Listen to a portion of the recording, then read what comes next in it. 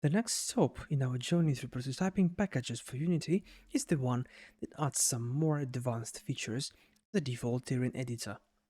So hey, this is Dot Compiler, and let's have a look at the package called Terrain Tools.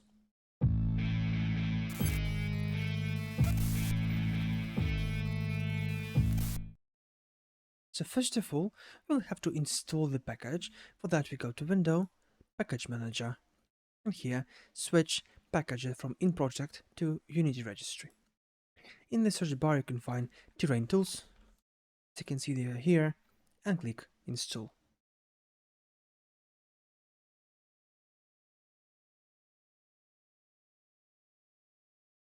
After the installation, it is recommended to download the asset samples, at least for the purpose of this video. So here we can go to the asset store,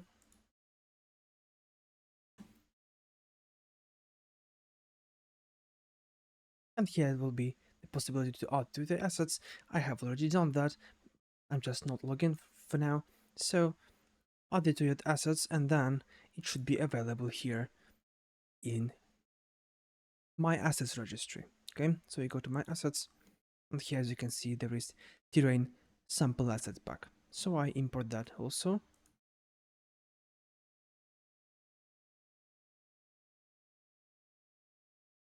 Okay, there we shall click install and upgrade dependencies.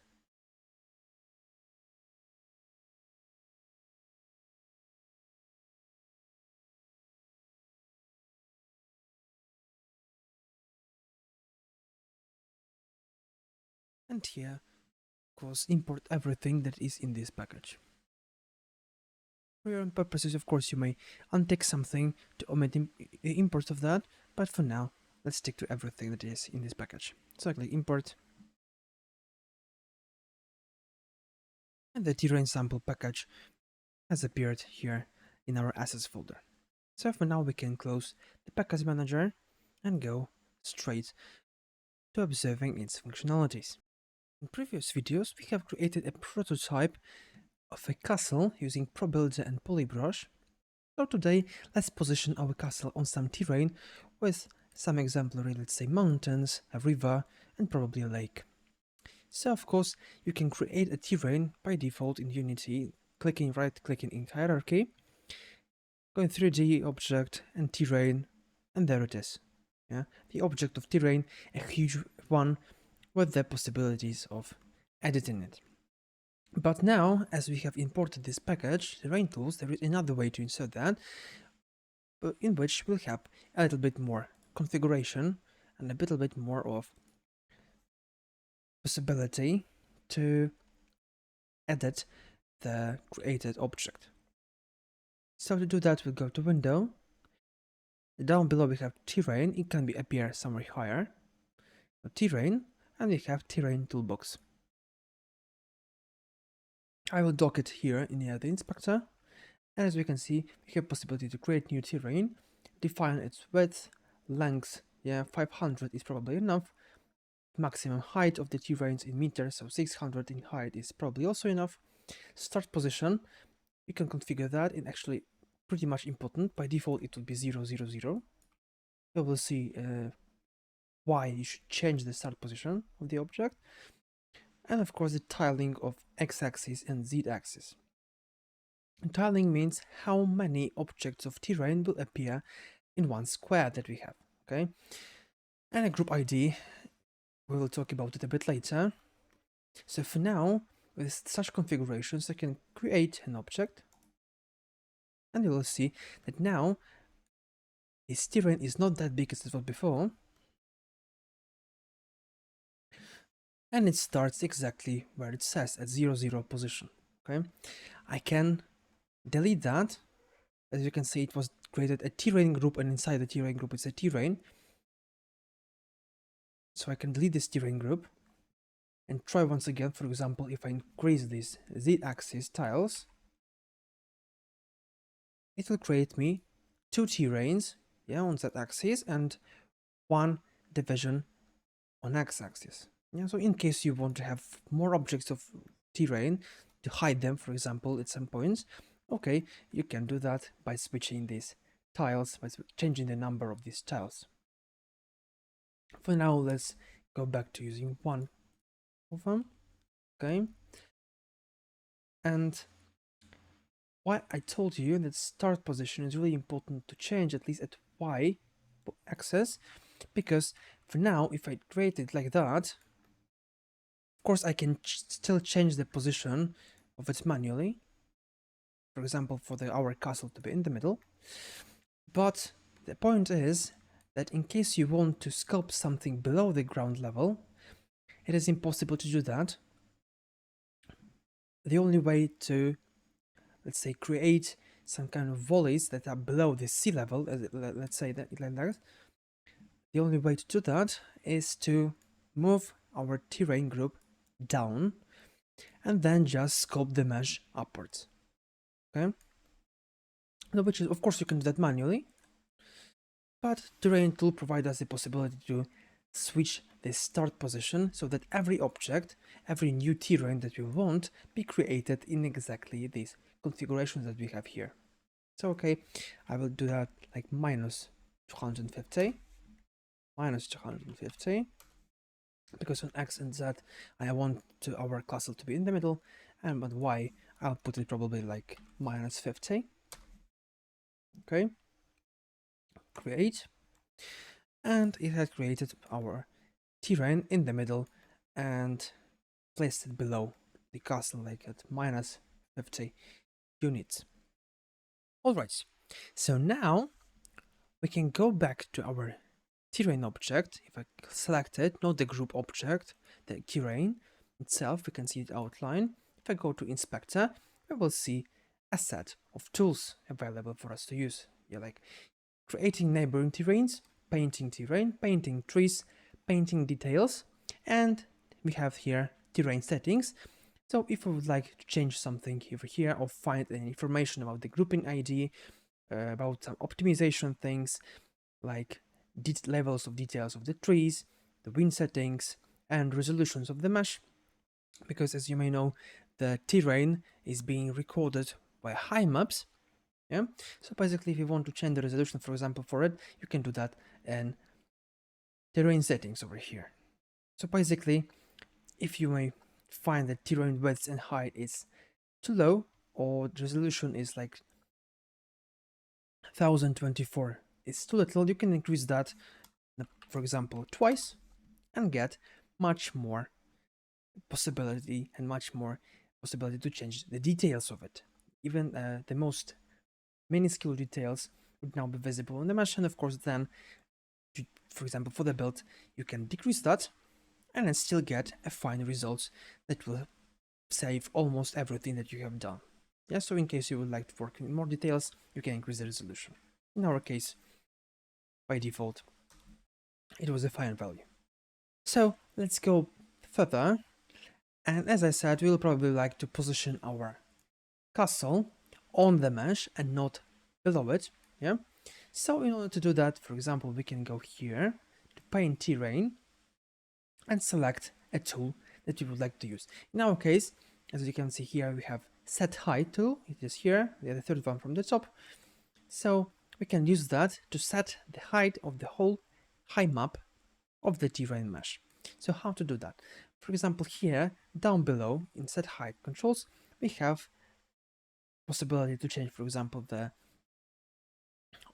reference points of our terrain from world space to local space. That'll be for the world. The height is set to 0. Okay, as I remember, our castle is positioned right at the point 0, so 0 is the ground. So basically we can simply increase the height of the whole terrain. Of course, we can use brushes for that, like holding left mouse button and dragging it around shall allow us to paint the height over this particular piece of the terrain. Or we can click flatten tile or flatten all. For example, flatten tile will flatten the whole tile of our terrain, and flatten all will flatten all the terrain in our terrain group. Okay?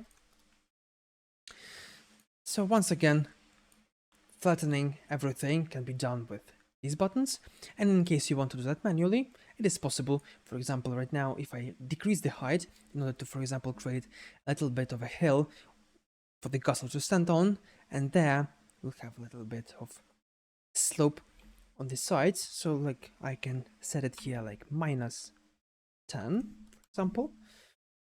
And now I can set the height around the castle a little bit further in order to have something similar to a mountain. Of course, I will still have to smooth that and sculpt it again, but just as a little bit of a reference, I can do something like that, okay? Moreover, I can change the brushes, so basically for now it's not that important because it stays in the same level. And of course, the brush settings here, we'll talk about them, will be sculpting. But the most important controls that we have is left mouse button, yeah, that allows us to paint, and if we hold left control and left mouse button, it goes like this. So if I press that, as you can see, I've changed the position, the target of set height controls. Yeah, in this particular case, holding control and left mouse button provides you possibilities to sample a position in order, for example, to flatten it up. Yeah, flatten everything up to this particular point, so it's not that important to change it manually over here, because you may, for example, have no idea whether it -10 will do or something like that. It is easier to left control hold and left click and then just flatten everything out. Alright, so I have done something like that, flatten out everything except for this little part of the ground on our castle. So now we can, for example, go to another tool. I click here on set height, and from this drop down I can find the tool called raise all over the terrain, and this is basically almost the same tool that we had in polybrush for sculpting. So right now I can of course select any kind of a brush I have here, because in terrain tools there is a list of brushes, a bigger list of brushes than in default Unity. So for example, as you can see, there are different 16-bit images, black and white images. If you want, you can import your own brushes, like hitting here a new brush. But for now, for example, I will select something like this. Yeah, for example, this shape. As we can see, it already shows me how my changes can look like. Yeah. So basically, I still see something similar to the brush, and in case, of course, I want to modify that, I can do that either manually over here, setting up the strength of the brush. Yeah, I can even increase, like fold out the section in order to have more configurations over that. Okay, so for now we have a strength, yeah, of the brush. We have a size, rotation, spacing, and scatter. So in order to change the size of it, of course there is a size. If you would like to have a shortcut for that, in order not to click always in the inspector, there is a shortcut. So if you hold S and move your mouse, it will allow you to scale the brush. Okay, the same goes to strength. If you hold A, you can increase or decrease the strength. For example, it's strength at 1. As you can see, if you move your mouse too far away, you may need to move it back in the center and start it again. So if you set it to 1, you will have, let's say, a more strong effect of this brush. Okay, or you can decrease that in order to get, let's say, a brush with more opacity in it.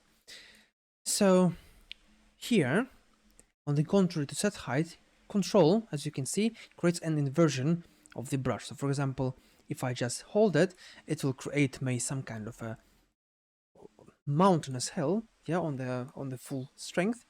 And if I on the hold control, it will allow me to create like some holes in the ground.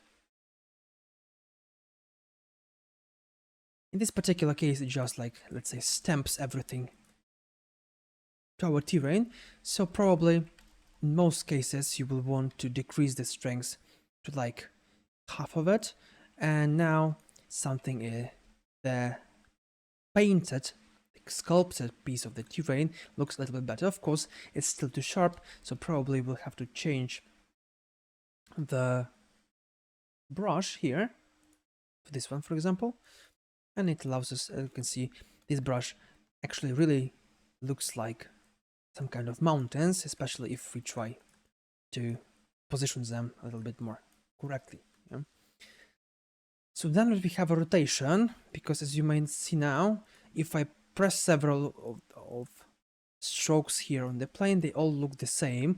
We may want to omit that. In order to do that, we can hold D, and moving our mouse, it adjusts the rotation. So basically, we can now rotate and paste all these stumps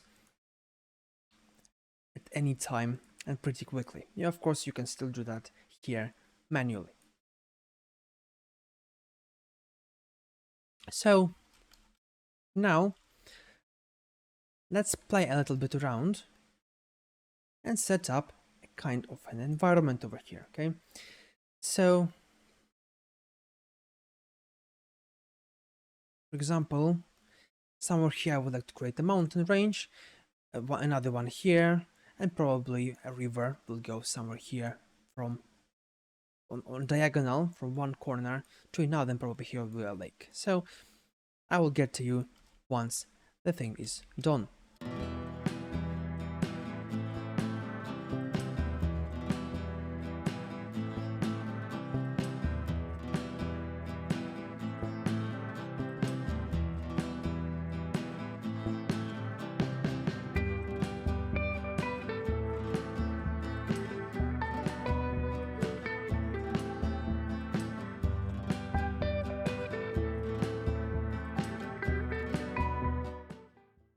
Right, so I have created a terrain pretty fastly, so it may not look spectacular, but still is quite a decent.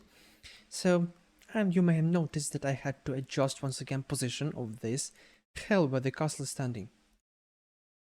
This one because for now, if for example I'll use erase lower the terrain tool once again and try to raise it here, you can see it rises equally as the top side of the hill as the bottom. Yeah, so in order to omit things like that, you will most probably have to smooth things out.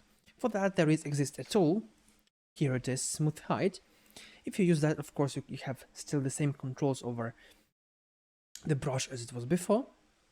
You have verticality and a blur radius, for example, in order to set up the smoothing options, but still by default it works quite nice. So if I just smooth everything around, I will see that it tries to level the slope, the slope between the high parts of the mesh and the low parts, in order, for example, as you could have seen here, in order for those squares, those texture squares, to be equal. Yeah, equal squares and not like stretched out. The same thing, as it is kind of a popular tool, you can use in any mode by holding Shift. For example, I will increase the terrain here. If I hold Shift and once again left mouse button, it will allow me to smooth the terrain. So you may not need to go to a specific tool exactly. You can just use a simple version of it by holding Shift. Great. So the next thing that we can see here is, of course, that inside of the castle, you may have a need, for example, to create a basement or something like that. And of course, everywhere there inside the castle, there still exists an object of terrain, which may just, let's say, hide some pieces of the basement or the courtyard or whatever. Of course, you may want to just lower it so much that it doesn't obscure anything in here, but it's not the best way to do that. For example, you can hide the castle in order to see the terrain. Okay, so if the castle is something like that, we can see pretty much the outline of it, even on the terrain.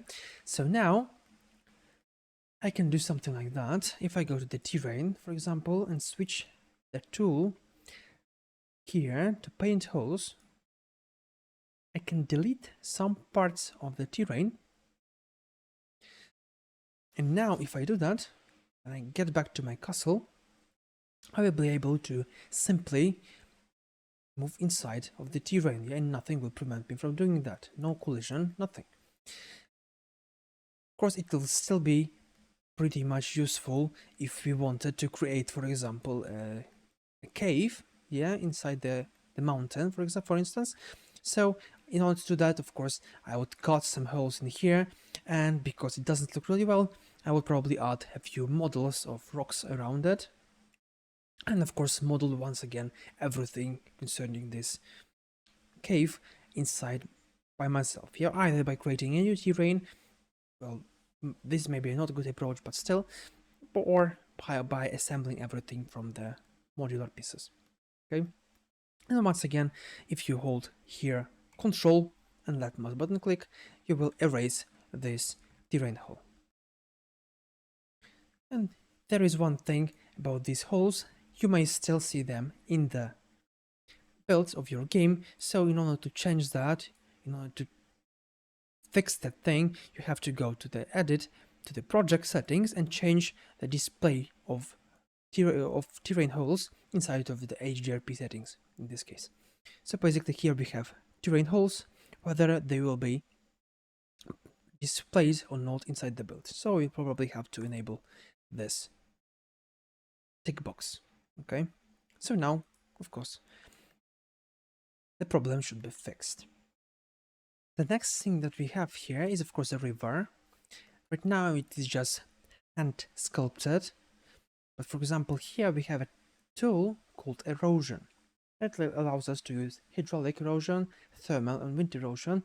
It is just like, let's say, a brush that applies some kind of a post-fluid or post-wind simulation on the over terrain. So for example, how it would look like after a subjection of the water forces for quite a long time, for example. Yeah, so right now it will smooth things out, because most probably it would not look like that as I have here in real life.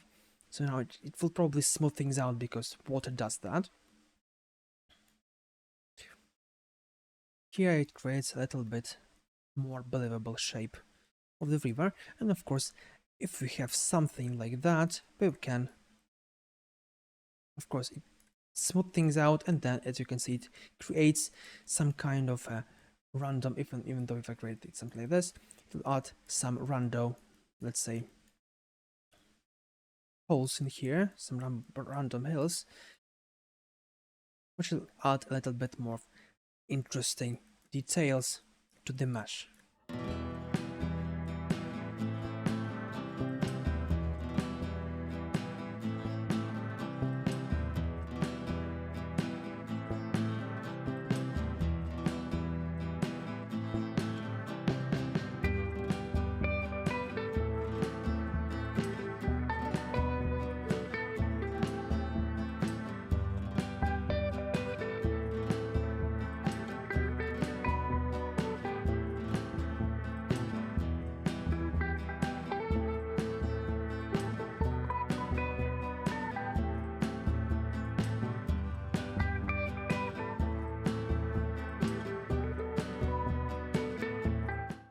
Great, so I have created a river mesh for it in the Pro Builder, and of course added a little bit more erosion here and changed the shape of the terrain in this particular place in order to have like a little bit of a slope for the road, for example, yeah, from the castle to the river, and here could be a dock, for instance, yeah, in our game. So great. We shall go a bit further, and the next tool that I would like to show you is called, as you can see here, if you go to sculpting, we will find something interesting. And we have here noise, terrace, and bridge. Yeah, the bridge is one of the most interesting tools we have here, because it allows us, for example, to connect two pieces of a terrain. For example, if I click Control and click somewhere here, for example, I will set a point, and now if I click somewhere else, it will create me a perfect road of a perfect slope to that. Okay, so for example, I would probably like to make a road from my castle down the slope. Yeah, so I added here. Probably I would want to adjust it somehow. Okay, so add it here. from this particular place here, then from here I will go downward down the road. Okay, maybe even further. Now start here and slope it here. Of course, still, as you can see, it would need probably some kind of adjustment, but it still looks kind of nice, and modeling it by hand would take extremely a lot of time. Okay, so now we have something like that. Of course, it may be of any shape and go anywhere. And let's quickly make a road to the dock.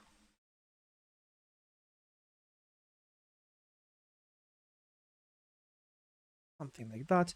Of course, this would probably need to be smoothed out. And of course, if you plan to have some kind of a sharp, let's say, turns or sharp angles here on the terrain editor, you'll probably need to create your own models for them, because it is not, the terrain editor is not the best one to create sharp stuff. As you can see here, it is best if you have square textures like here and not extruded, and not, as you can see over here. Yeah, it's not the best approach, so you probably would like to hide it with some other models, because the texture would look stretched in these specific cases. Okay.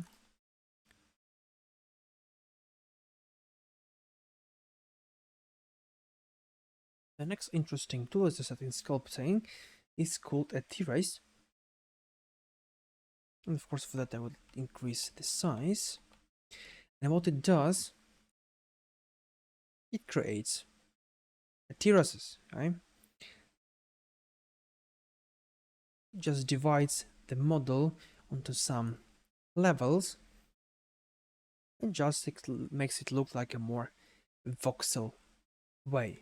Yeah, of course, it maybe look even like a mine, the coal mine, for example, or the rice fields. Yeah, something like that. For that, you'll probably need to adjust the settings. They're here.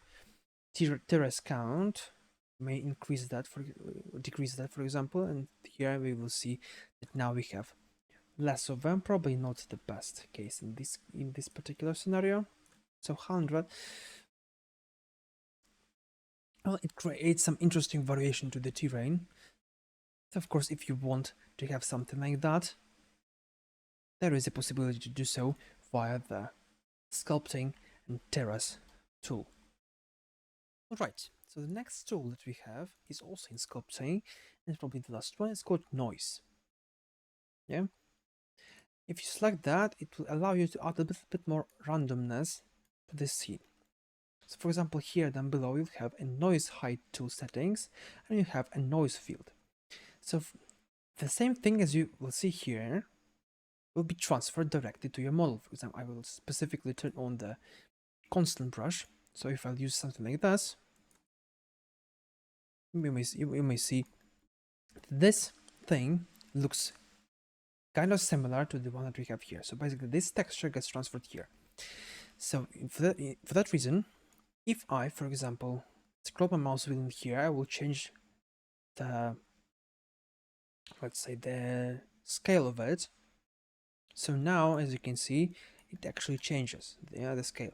So basically, I can find any noise position that I want, and then just simply apply it to the model. Of course, for that you'll probably need to decrease the strength and get another brush. So like to have a little bit of more randomness here, for example. Yeah, if you have some flat surfaces, you just simply can add a little bit of the noise, and it would look a little bit more interesting. Of course, if you want to use that, it would be nice. If you, of course, you can control the settings for noises over here, this translation, rotation, and scale of it. So in any way, everything that you can see here. Of course, scale is, as you can see, it's controlled like that, and changes. You may, of course, want to adjust it non-uniformly, like to squeeze it, and to allow you to get some more interesting results. So, after making a sculpting of the terrain and adjusting to our desires, you may want to color it with some textures and materials. So for that you can go to the second set of tools like Paint Terrain. Down there we have Paint Texture. If I select that, we can see that first of all we have some brush mask filters. I will remove them to create once again. And we have once again brush settings. And then we have materials and layers. So material is the default material. You may of course change that. And for the layers, the list right now is empty, but if you add one layer, for instance a layer of let's say a rock, you can see all the terrain right now becomes of the first layer. Yep. So basically if I create a second one, like let's say grass, I can select a second layer, for example, select myself a brush, and then I can paint wherever I want with my layers, yeah, with my textures. Each of these layers of textures is a specific material. We have a diffuse color, normal maps, and mask map, of course, with its own some tellings. So if you want, you can create your own ones. Down here we have create a new layer, and then it will create a layer with this texture that you have selected. Okay, so as you can see, as long as we have some interesting combinations of materials, for example, we can add snow, yeah, to the tops of the mountains. We will have the possibilities to add more and more layers to color it in some interesting perspectives. But it is really important to know that in this list there is maximum of 8 layers. Okay, so of course hand painting is interesting, but at some places it will be problematic. For example, right like here, I would not leave the snow looking this way, because at some kind of slopes, yeah, at some angles, the snow wouldn't be lying like that. Okay, so I would prefer to use a more automatic way to doing that, for example, or to add a filter. And of course for that there exists a possibility like using brush mask filters.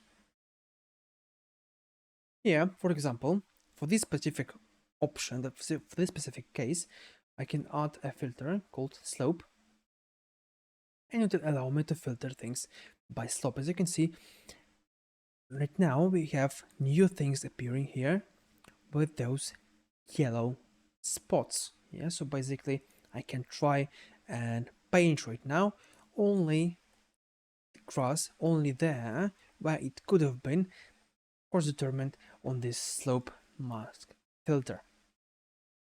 Depending of course on this curve position, for example, I can increase that and it will increase the amount of grass I can paint depending on the slope. Probably this looks kind of nice. So now I can try and of course actually paint it everywhere on our terrain. And where should be the rock, there will be the rock. Yeah, in other cases we will see the grass. Okay, and it's the same thing applies, for example, to the snow. I would like to add snow everywhere except for the places that are lower than some threshold. Okay, so I can find a new filter in here called, for example, height. So now I can define the height range. 0 is the lowest point of our terrain and 1 is the highest point of our terrain. The highest point is at 550 units, yeah, from 0, and the 0 point is at -50, yeah, depending on where we have placed our terrain. So basically right now I will probably like set 0.05 and see what happens. Of course, I'll first of all add a snow layer. Here it is. As you can see, it paints here up to this point. So basically, okay, we have some snow spots over here, and they don't get any lower than this specific level, which is kind of good because it's a bit higher than the whole castle. So basically I can just simply paint everything with the snow, and only the tops of mountains will be covered.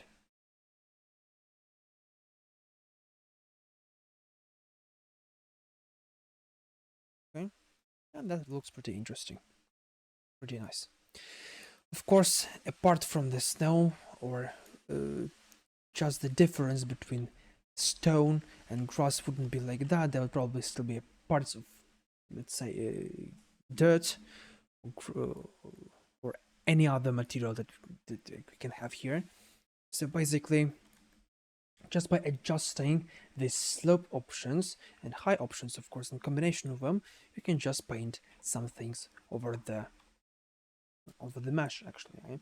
So in case you don't want to use this filter anymore, you may just click on this I button and it will disappear for now. Yeah. So basically, as you can see right now, I can paint anything anywhere because I have disabled anything. The snow, yeah, everywhere because I have disabled the height filter. Of course, I won't do that, but just to show you that it is possible and it can be done. Yeah. For example, here, probably near the lake, I would like to add some sand, and I can still use this slope filter here. So basically, to remove strength, decrease the strength probably, in order to remove this grass around the edges. Yeah. And here, of course, if it is needed.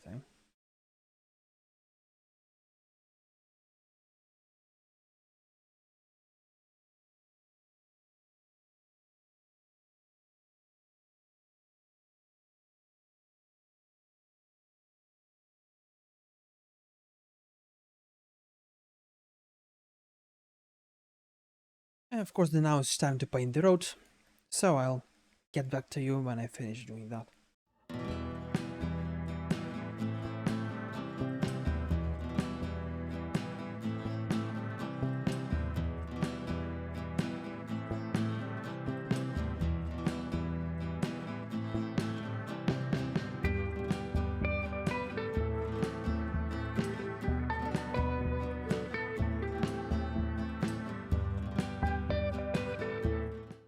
Great.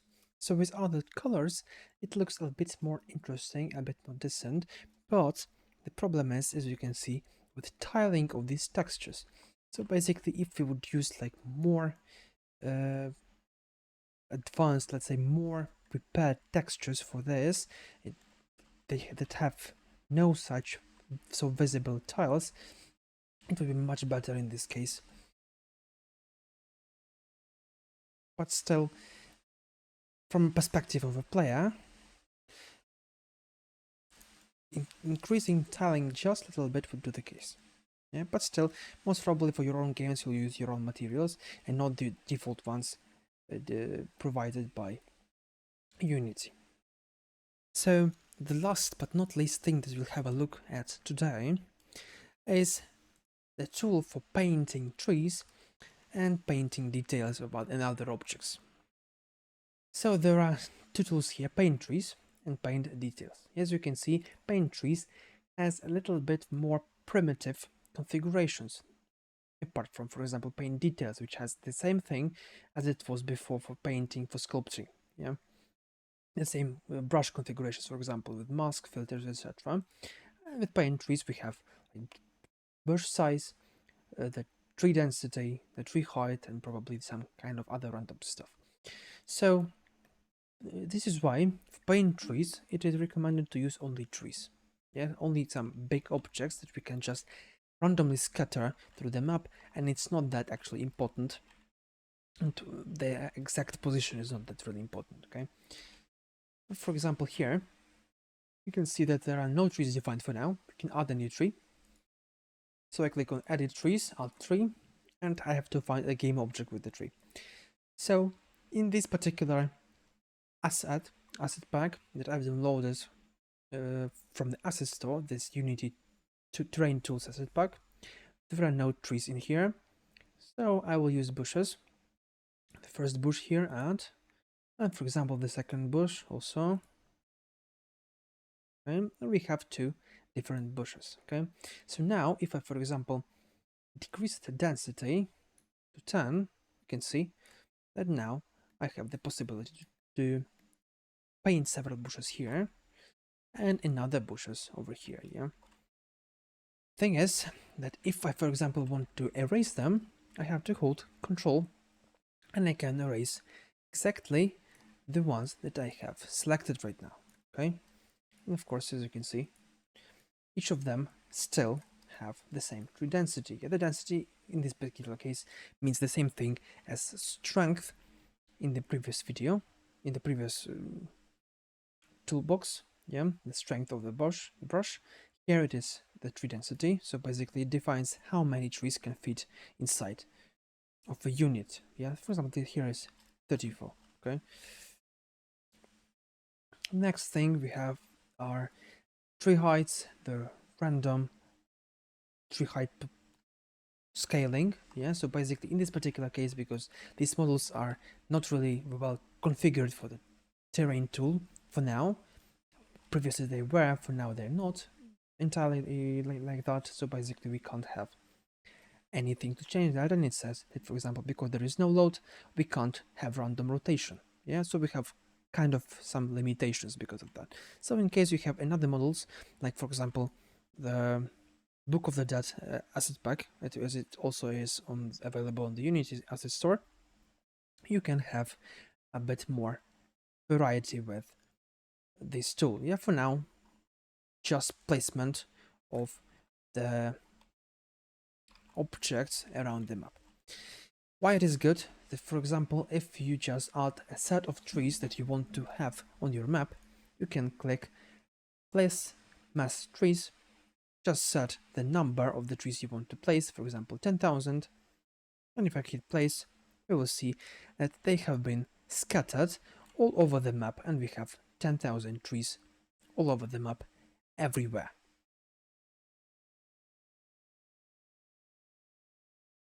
Okay, so it is a pretty nice tool if you have some huge objects. Of course, bushes most probably will have to be like more denser with a mixture of grass, etc., and it will be problematic to, for example, place grass exactly where it has to be, for example, on these mountains. Yeah, I would want, for instance, to place something only in this particular case and not on in this particular area and not on the rock. Yeah, so it is kind of difficult and tiresome, and of course this is why I told you that it is better to use paint details than paint trees, right, for this particular situation. Okay, I can remove those objects, and let's get further to painting the details. Great. So the thing that I almost forgot is that, for instance, you have in this paint trees mode, if you set your brush size to 1, you can, by clicking, paint exactly one instance of a tree anywhere you click. So in this case, you have more, let's say, possibilities of control over the places where those trees would be spawned. And you can just edit it at any time. Yeah, control once again removes them from the terrain. Great. So the last tool that we'll have a look at is called painting details, and it allows us, as I said, possibility to first of all use this advanced brush that we had for sculpting, and secondly we can paint, for example, our grass or rocks or whatever with the help of, for example, mask filters. So for this, for the list of it, of those objects I want to paint with, list is empty right now, I have to click plus. As you can see here, we have quite a list of configurations like maximum, minimum width. Yeah, so basically you can control this random height, random width, scale of it, whether it's used for GPU instancing, and of course here we can select the prefab. I will add a grass of it, just the grass prefab, okay, grass A, and let it be grass B, for example, or anything else, for instance, plant A, why not, okay. As you can see here, if I will press left mouse button, I will paint exactly everything that is selected here in the preview. Yeah, so for example, if I deselect the plant A, I will paint only with grass objects. Of course, as I said, they are not really well configured for this particular version of terrain tools because of the lack of lot. Yeah, they are still looking pretty bad. But anyway, in case you will have anything else for your project, any other models, it will look pretty fine. Okay, and of course you can do that the other way, like painting some trees. It will allow you to do that anywhere, on the mesh that you can. Yeah, so basically for now, it is simple if we do it something like here, somewhere like this. But in case, as I said, we would like to paint them over the, let's say, mountains, well, we can do that only in specific areas. So, as I said, we can use the slope mask the same as previously, and now just by enabling it, I can paint over without fearing that I will paint it somewhere that I don't want it to be. Yeah, and of course, as you can see, those meshes are visible only from the close distance. So to look down, we will have to be quite near. Okay. And of course, something is with the lot, so we have these red outlines of them, but still, you can see here, apart from the trees, we can add like some crosses, objects of cross. We can configure it once again over here in order to place something over our terrain.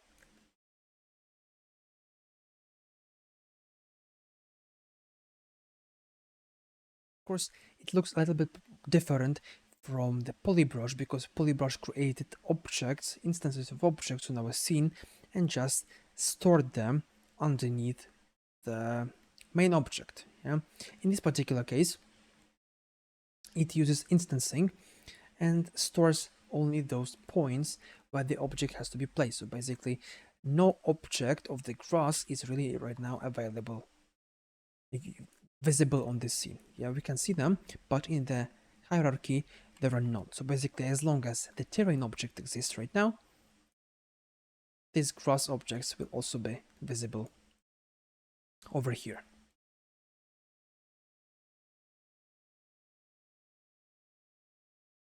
Okay. So the last thing to have a look at is, for example, what will happen if you have filled everything on the terrain that you wanted to, and you want to go to the next terrain, to the next cell. What can you do in this case? For example, here there is the first tool, the first tab called Create Neighbor Terrains. If you press that, there is a possibility to select any of the neighboring cells to be created. For example, this one. And as you can see, it not only created a terrain with a terrain cell, which is smoothly transitioning from this particular setup to the plane object, to the plane. Of course, you can change that. For example, if I'm ticking this box, like filling high map using neighbors, whether you want it to be calculated appropriately to have something like that, smooth transition, or you want to have just a plane. just a simple plane. Most probably you will better use this option in order to get more consistent transitions between them. Okay, so right now you may add some more of them. Of course, you can see they are being appeared here.